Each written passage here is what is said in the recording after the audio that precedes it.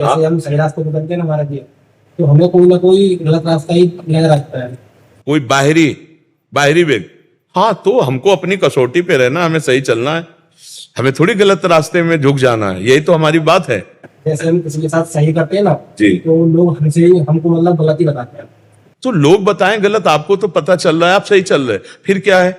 अगर लोग आपको सही कह रहे हो, आप गलत कर रहे हो, तो हमारा भारतीय कानून आपको जेल में बंद कर देगा, हमारा भागवतिक कानून आपको नरक भेज देगा। और आप सही चल रहे हो, लोग आपको गलत कर रहे हैं, इससे क्या होना है? क्या फर्क पड़ना है?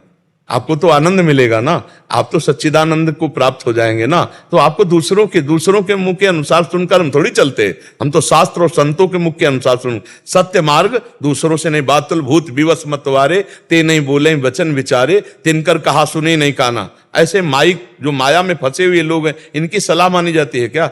हमको इनकी बातें थोड़ी माननी है। हमको गंदे आचरण का त्याग करके और सत्य मार्ग में चलना, चाहे सब हमारी निंदा करे, चाहे सब हमारी वंदना करे, इससे हमें कोई फर्क नहीं पड़ता, हम अपने मार्ग में अटल हैं। ऐसे चला जाता है इस मार्ग में। हमारे पास एक ही उत्तर है, बिना भजन के कुछ नहीं होगा, बिना भगवान के भजन के कुछ नहीं होना। नाम जप करो, बुद्धि शुद्ध हो जाएगी, आत्मबल प्राप्त होगा, सही चल पाओगे। हम अनुभव की बात कहते हैं। समस्त संसार को सुख शांति और दुखों से निवृत्ति का एकमात्र उपाय है भगवान के नाम का जप। अगर नाम जप नहीं कर रहा, कोई भी हो, कहीं भी हो, असंतुष्ट होगा, चिंतित होगा, शोकित होगा, दुखी होगा, कुछ भी कर ले। ये हम अपने अनुभव, अपने संत गुरुजन, शास्त्र और गुरुवाणी महापुरुषों के वचनों के अनुसार करें।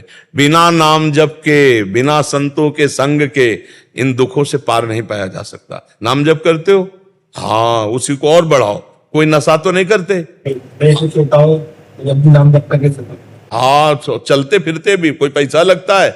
चलते फिरते उठते बैठते नाम जप करो। और जो लोग तुम्हें गलत सिखाएं तो उस समय तुम्हें और पुष्ट हो जाना चाहिए।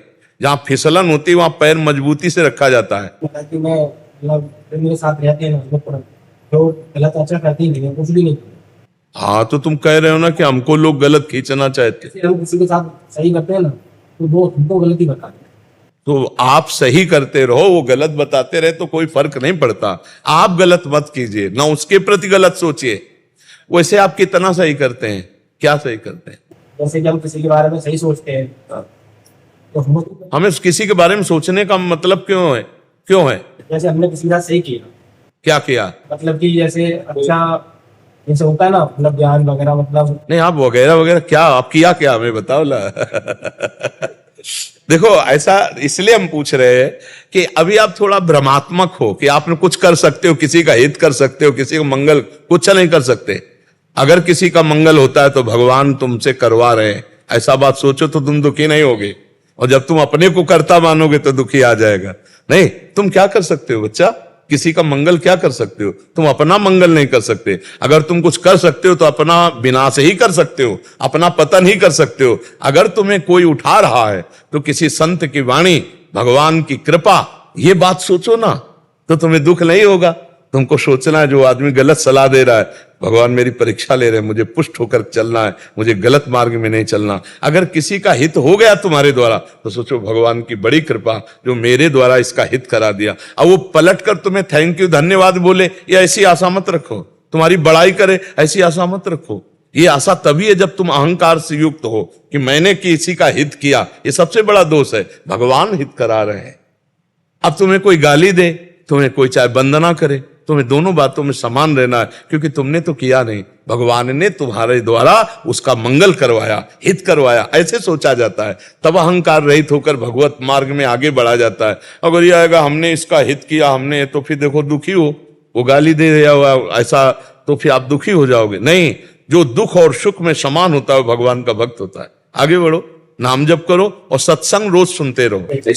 गाली देते, कुछ भी बोल दे कोई, तो मैं कुछ अरे गाली तो बच्चा तुम्हें क्या, भगवान को भी देते हैं लोग, नहीं है? अरे पूरी सृष्टि में अगर देखो तो 1000 भगवान की पूजा करने वाले तो 2-4 तो गाली देने वाले मिलेंगे भगवान को भी।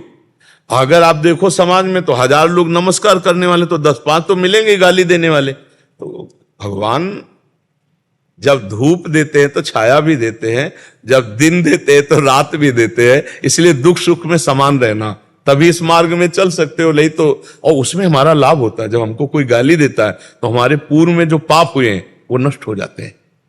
हर चीज का विधान है। जैसे किसी ने आपको गाली गए, आपके हृदय में ताप हुआ ना, जलन हुई, आप सह गए तो आपके पाप नष्ट हो गए। आपने पलट कर जवाब दे दिया, गाली दे दी, तो बात नहीं बनी।